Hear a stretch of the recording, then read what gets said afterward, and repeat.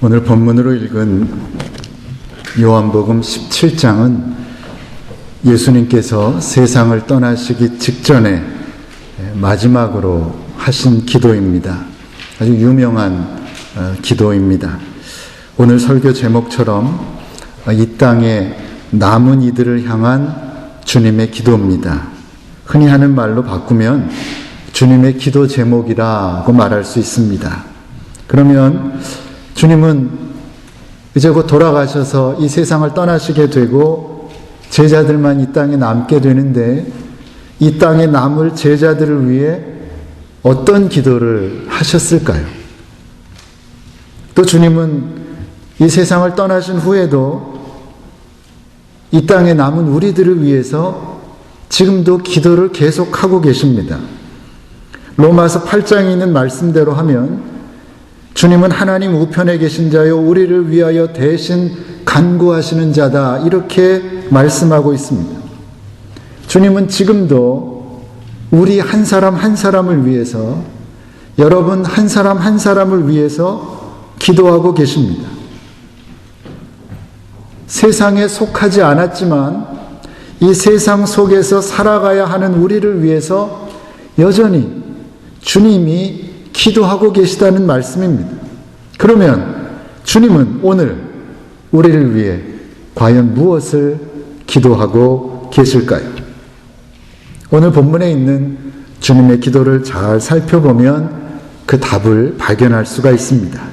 주님은 이 땅을 살아가는 당신의 제자들이 기쁨을 누리면서 진리로 거룩하게 되기를 기도하셨습니다. 나누어서 생각해 보면 주님의 기도 제목은 세 가지입니다.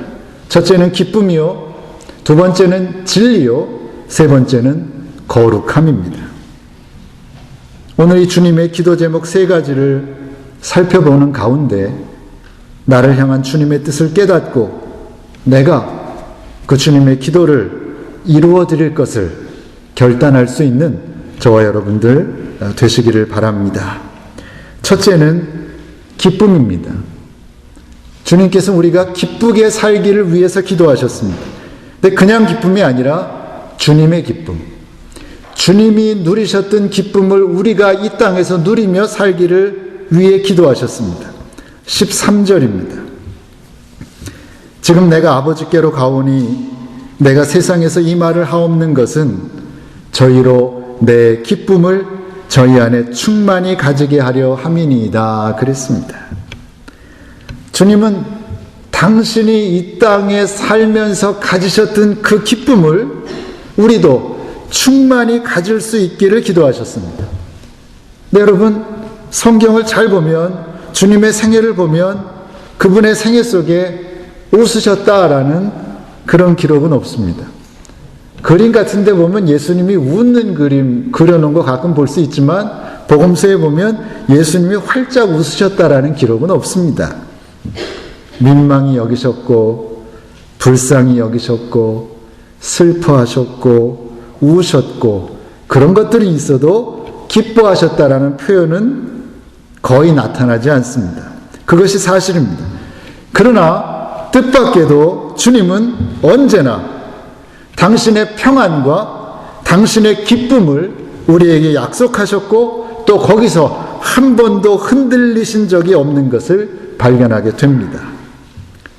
그러면 여기서 주님이 말씀하신 기쁨, 우리를 위해서 기도하시는 그 기쁨의 내용, 본질은 과연 무엇입니까? 요한복음 15장에서 주님께서 이렇게 말씀하셨습니다. 내가 아버지의 계명을 지켜 그의 사랑 안에 거하는 것 같이 너희도 내 계명을 지키면 내 사랑 안에 거하리라. 내가 이것을 너희에게 이름은 내 기쁨이 너희 안에 있어 너희 기쁨을 충만하게 하려 함이니라, 그랬습니다. 오늘 본문의 내용과 아주 유사하다라는 것을 발견할 수 있습니다. 주님의 기쁨이 오늘 우리 안에 충만하게 원한다면 우리가 해야 할 일이 있는데 그것은 우리가 주님의 사랑 안에 거해야 된다라는 거예요. 우리가 주님의 사랑 안에 거하면 주님의 기쁨이 우리 안에 충만할 수 있다는 그런 말씀입니다. 그렇습니다. 우리가 주님의 사랑 안에 거하기만 하면 주님의 기쁨이 우리에게도 충만해집니다. 뭐 겉으로만 웃는다 그런 이야기가 아닙니다. 주님이 누리셨던 참된 기쁨을 우리도 누릴 수 있다. 우리가 주님의 사랑 안에 거하기만 한다면. 어떤 질문이 생깁니까? 주님의 사랑 안에 거한다는 말의 의미가 뭔가? 주님의 사랑 안에 거한다는 말의 의미가 무엇입니까? 주님의 사랑 안에 거하기만 하면 우리도 기쁠 수 있는데, 답은 하나님께서 주님을 통해 이 땅에서 이루고자 하셨던 그 일에 나도 동참하는 겁니다. 그것이 주님의 사랑 안에 거한다는 그 말의 의미입니다. 바꿔 말하면 내 마음과 뜻과 정성과 모든 것을 다해서 주님의 사역에 동참하는 것입니다. 여기서 말씀하는 기쁨은 그 일에 동참하는 사람만이 느낄 수 있는 어떤 감정을 말하는 겁니다. 주님이 하셨던 일, 주님이 사셨던 그 삶에 구체적으로 동참하고 따라가는 사람만이 느낄 수 있는 어떤 감정, 그것을 말씀하고 있습니다. 그러니까 여기서 주님이 말씀하시는 기쁨은 우리가 일반적으로 생각하는 기쁨과는 거리가 아주 멉니다. 우리의 기쁨은 무엇입니까? 여러분 어떨 때 기쁘십니까? 우리의 기쁨은 내 기대가 이루어졌을 때, 옳고 그름에 상관없이 내 소원대로 됐을 때, 좀 더 적나라하게 말하면 내 욕심이 이루어졌을 때 우리는 기쁜 겁니다. 그러나 여기서 말씀하는 기쁨은 그게 아닙니다. 하나님의 소원과 하나님의 계획이 이루어졌음으로 인해 내가 느끼는 기쁨입니다. 좀 더 구체적으로 말씀드리면 주님께서 이 땅에서 사시면서 하셨던 일은 모두가 남을 위한 일이었습니다. 주님은 당신의 안위와 평안을 위해서 하신 일이 하나도 없습니다. 주님께서 이 땅에 사시면서 하셨던 일은 모두가 남을 위한 일이었습니다. 바꿔 말하면 우리를 위한 일이었습니다. 우리를 위해 사셨고 우리를 위해 죽으셨습니다. 그러니 이제 우리가 이 세상에 사는 것도 예수님처럼 남을 위한 삶이라고 하는 것을 깨달으라는 것입니다. 내 존재의 의미가 나밖에 모르는 이기적인 것이 아니라 예수님처럼 남을 생각하고 다른 사람을 위해서 헌신하는 것임을 깨닫고 다른 이들을 위한 삶에 도전하라는 것이죠. 그러면 그 삶이 우리를 기쁘게 한다는 것입니다. 아니, 완벽하게 남을 위한 삶을 우리가 비록 살아내지 못한다 할지라도 남을 위해 내 몸을 들여 헌신하는 삶을 살기 위해 노력하는 자체만으로도 우리는 주님이 누리셨던 기쁨을 누리며 살 수 있다라는 겁니다. 그렇게만 살 수 있다면, 그렇게만 할 수 있다면 무시를 당해도 기쁜 것이고 오해를 당해도 기쁜 것이고 사도 바울처럼 때로는 돌로 얻어맞아도 기쁜 것입니다. 애매히 고난을 받아도 기쁜 것입니다. 왜 그렇습니까? 주님이 주시는 내 중심에서 샘처럼 솟구치는 기쁨이 있기 때문입니다. 결코 주변의 환경에 따라 사람들에 따라 좌우되는 기쁨이 아닙니다. 주님은 이 땅에 사시면서 그런 기쁨을 누리셨습니다. 그런 까닭에 오늘을 사는 우리들에게도 주님은 그런 기쁨을 누리며 살라고 말씀하고 계신 겁니다. 아니, 간절히 기도하고 계신 겁니다. 빌립보서 4장에서 사도 바울은 이렇게 권면했습니다. 주 안에서 항상 기뻐하라. 내가 다시 말하노니 기뻐하라. 너희 관용을 모든 사람에게 알게 하라. 주께서 가까우시니라. 여기서는 기쁨과 관용이 함께 나옵니다. 깊은 의미가 있습니다. 방금 전에도 말씀드렸지만 우리의 기쁨은 뭡니까? 나의 기대와 나의 소원이 이루어졌을 때 느끼는 기쁨입니다. 내 욕심대로 되었을 때 나오는 것입니다. 관용은 뭡니까? 관용은 좋게 말해서 너그러움이지 실제로는 참는 겁니다. 어떤 의미에서는 굴욕을 감수하는 겁니다. 모욕을 감수하는 겁니다. 그게 관용입니다. 그런데 그렇게 살 때 기쁨이 따라온다라는 겁니다. 그것이 성경의 증언입니다. 우리가 생각하는 것과는 반대입니다. 그런데 오늘 주님이 우리에게 요구하시는 기쁨이 바로 그것입니다. 남을 위해 헌신하고 남을 위한 굴욕까지도 감수하는 사람만이 누릴 수 있는 기쁨, 바로 그 기쁨을 누리며 살라는 것입니다. 아니, 그렇게 살기를 위해 지금도 간절히 기도하고 계신 것입니다. 그렇다면 우리가 그 주님의 기도를 이루어 드려야 하는 것이 아니겠습니까? 주님의 간절한 기도에 응답하여 다른 사람을 먼저 생각하고 다른 사람을 위해 희생하는 사람만이 누릴 수 있는 기쁨, 그리스도인만이 누릴 수 있는 기쁨, 즉 우리 주님의 기쁨을 오늘 여기서부터 누리며 살아가는 저와 여러분들 되시기를 바랍니다. 첫 번째입니다. 뭡니까? 기쁨. 어떤 기쁨? 주님의 기쁨. 주님이 말씀하신 기쁨입니다. 둘째는 진리입니다. 17절 보시면 저희를 진리로 거룩하게 하옵소서. 아버지의 말씀은 진리니이다. 주님, 우리가 진리 가운데 살기 위해서 기도하셨습니다. 주님, 우리가 진리로 거룩해져야 하는데 그 진리는 바로 아버지의 말씀이라고 가르쳐 주십니다. 하나님의 말씀, 성경 말씀이 곧 진리라고 하는 주님의 선언입니다. 디모데후서 3장에서도 사도 바울이 이렇게 말씀했습니다. 모든 성경은 하나님의 감동으로 된 것으로 교훈과 책망과 바르게 함과 의로 교육하기에 유익하니 이는 하나님의 사람으로 온전케 하며 모든 선한 일을 행하기에 온전케 하려 함이니이다 그랬습니다. 하나님의 감동, 즉 하나님의 영감으로 기록된 성경 말씀이 우리를 구원의 길로 이끌며 이 땅에서 선한 일을 하며 살기에 부족함이 없는 존재로 이끄는 진리라고 하는 사실을 천명하신 겁니다. 진리로 거룩해질 수 있습니다. 진리가 무엇입니까? 하나님의 말씀이 진리입니다. 그런 까닭에 무명의 시편 저자는 시편 119편에서 이렇게 고백했습니다. 주님의 율례들이 제시하는 길을 내게 가르쳐 주십시오. 내가 언제까지든지 그것을 지키겠습니다. 나를 깨우쳐 주십시오. 내가 주님의 법을 준행하며 온 마음을 기울여서 그것을 지키겠습니다.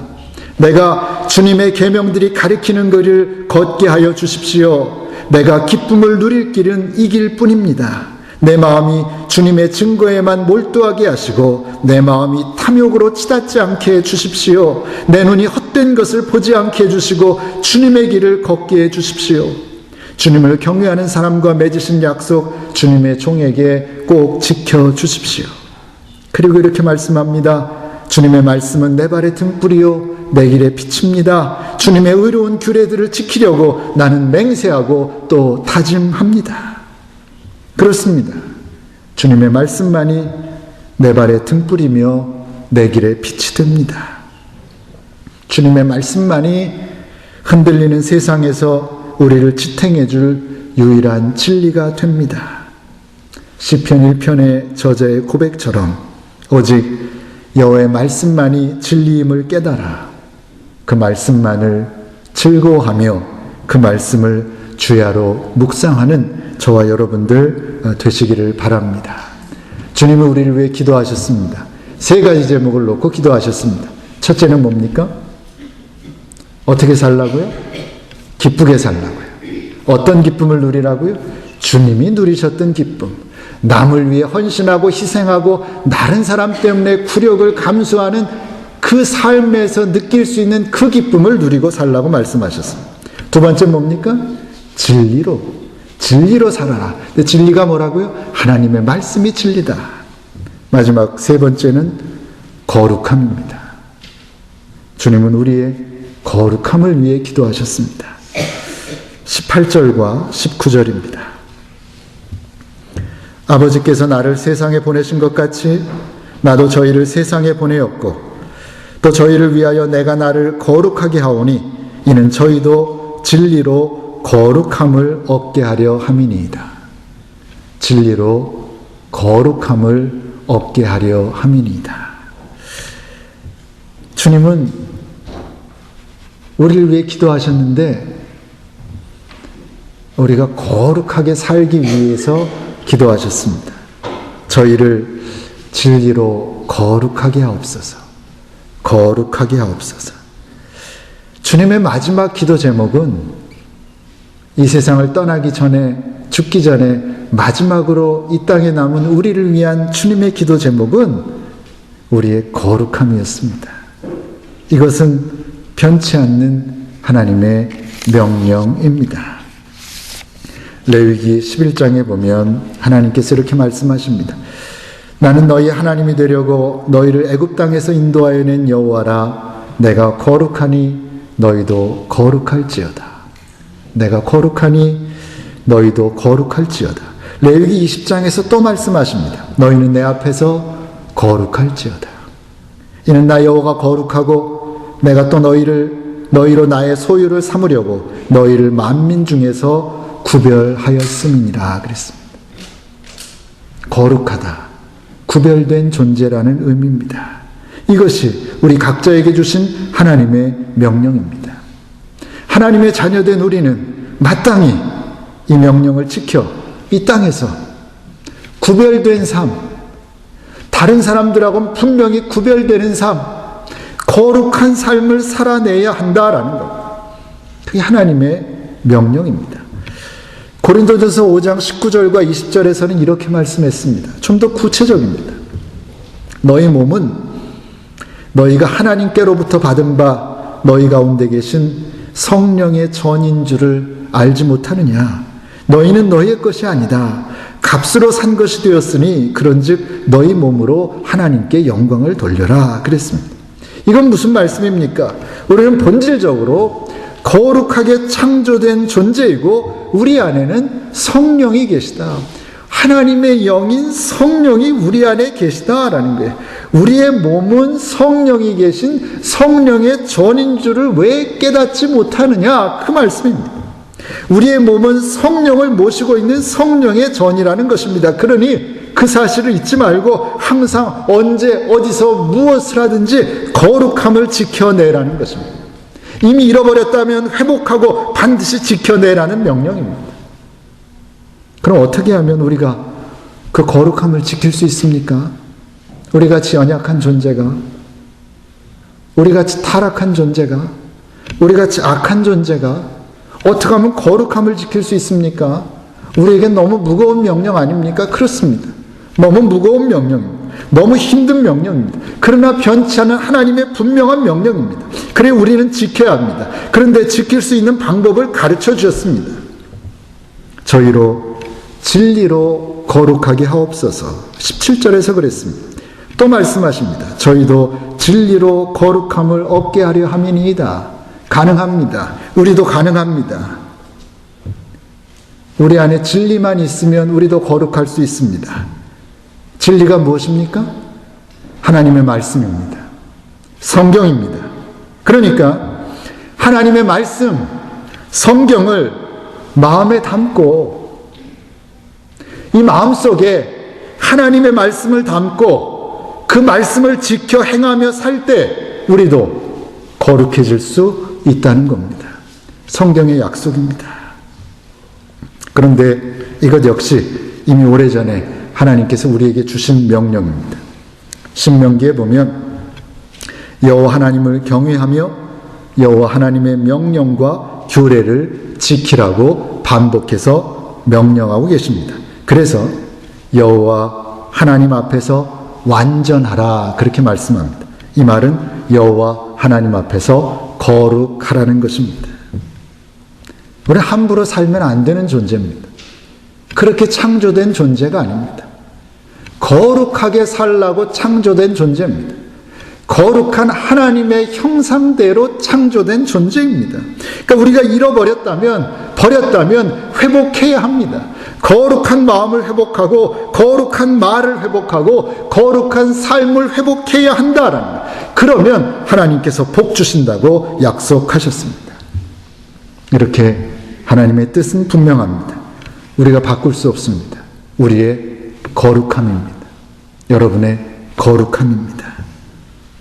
남은 것은 우리의 몫입니다. 저의 몫이고 여러분의 몫입니다. 우리의 책임입니다. 진리인 하나님의 말씀을 지켜 행함으로 하나님의 형상대로 창조된 존재답게 거룩함을 지켜나가는 저와 여러분 되시기를 바랍니다. 이렇게 세 가지입니다. 주님의 기쁨, 그 다음에 진리로 말미암은 진리인 하나님의 말씀을 지켜 행함으로 거룩함을 유지해 나가라. 그것이 주님이 우리를 위해 지금도 하고 계신 기도의 제목이라는 것입니다. 그런데 주님은 당신이 그런 기도 제목을 놓고 기도하시는 까닭이 무엇인지도 우리에게 밝혀주셨습니다. 15절과 16절입니다. 내가 비옵는 것은 저희를 세상에서 데려가시기를 위함이 아니요 오직 악에 빠지지 않게 보존하시기를 위함이니이다. 내가 세상에 속하지 아니함 같이 저희도 세상에 속하지 아니하였삼나이다. 우리는 세상에 속한 존재가 아니다라는 거예요. 여러분은 세상에 속한 존재가 아니다라는 겁니다. 아주 중요한 그리스도인의 정체성입니다. 주님은 비록 우리가 이 세상에서 살지만 이 땅을 밟고 살아가지만 우리가 이 세상에 속한 존재가 아니기에 우리의 시민권은 하늘에 있는 사람들이기에 이 땅에서 살지만 이 땅의 악으로부터 보호해 주실 것을 기도하고 계신 겁니다. 여기서 세상에 속하지 않았다는 말은 세상 바깥 어디에 따로 존재한다는 말이 아닙니다.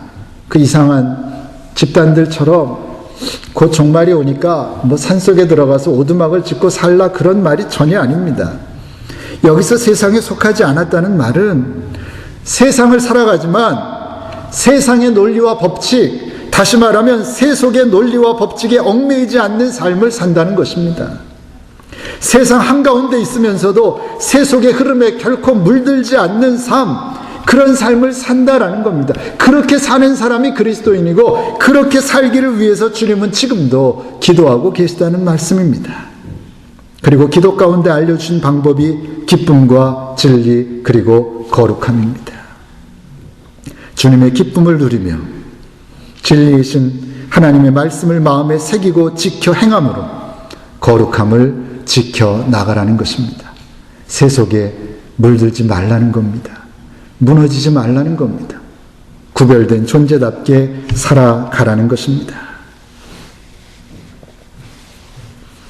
우연히 어떤 책에서 이런 팜프렛을 봤는데 조그만 팜프렛입니다. 팜프렛도 아니고 책갈피 같습니다. 책갈피, 요만한 책갈피에다가 사진하고 글이 있습니다. 네잎 클로바에서 잎 하나를 떼어놨습니다. 그러니까 네잎 클로바인데 새잎 클로바가 되고 옆에 잎 하나가 뚝 떨어져 있는 사진을 딱 찍어놓고 그 밑에 이렇게 썼습니다. 행운을 떼어내면 행복이 됩니다. 그렇게 됐습니다. 무슨 뜻인지 아시겠지요? 행운을 떼어내면 행복이 됩니다. 어떤 의미란 걸 알 수 있었습니다. 여러분도 아시겠지만 네잎 클로바는 행운을 상징합니다. 그러나 새잎 클로바는 행복을 상징합니다. 그러니 이제부터는 행운, 즉 요행을 바라는 삶을 살지 말고 띄어버리고 스스로 행복한 삶을 만들어 가라는 것이었습니다. 참 저에게는 잔잔한 감동이었습니다. 우리의 신앙생활도 그렇습니다. 우리의 신앙의 태도 속에, 여러분의 마음 속에 혹시라도 행운이나 요행 따위를 바라는 마음이 있다면, 내가 이렇게 열심히 교회 나가니 하나님 좀 요렇게 좀 해주세요. 노력은 하지 않고 해야 할 일은 하지 않고 어떤 행운을 바라는, 요행을 바라는 마음이 있다면 지금 당장 버려야 한다는 것입니다. 그것은 믿음이 아닙니다. 그것은 미신입니다. 결코 행운이나 요행을 바라는 건 신앙이 아닙니다. 신앙은 무엇입니까? 신앙생활은 행운이나 요행을 바라는 행위가 아니라 믿음으로 행복을 만들어가는 행위입니다. 하나님께서 약속하신 행복을 누리기 위해 힘이 들고 눈물이 나도 벽돌 한 장 한 장을 정성껏 쌓아 올리는 것이 신앙생활이기 때문입니다. 자석의 힘이 아무리 강하다 해도 나무 토막을 당기지는 못합니다. 그렇죠? 아무리 센 자석을 갖다 대보십시오. 나무 토막을 당겨내지는 못합니다. 마찬가지입니다. 오늘날 세속의 힘과 유혹이 아무리 강하다 해도 여러분에게 하나님의 말씀으로 살겠다는, 내가 바른 신앙으로 살겠다는 굳은 의지만 있다면 그런 우리를 아무도 어떤 힘도 이기지 못할 것입니다. 주님은 지금도 여러분을 위해 기도하고 계십니다. 간절한 마음으로 기도 가운데 우리에게 요청하십니다. 우리 모두가 믿음으로 응답했으면 합니다. 주님의 기도 제목을 한마디로 하면 남을 위한 삶입니다. 분명히 그것입니다. 다른 사람을 위한 삶. 하루라도 남을 위한 삶을 살아봐라. 그것이 주님의 기도 제목입니다. 결코 잊지 않으셨으면 좋겠습니다.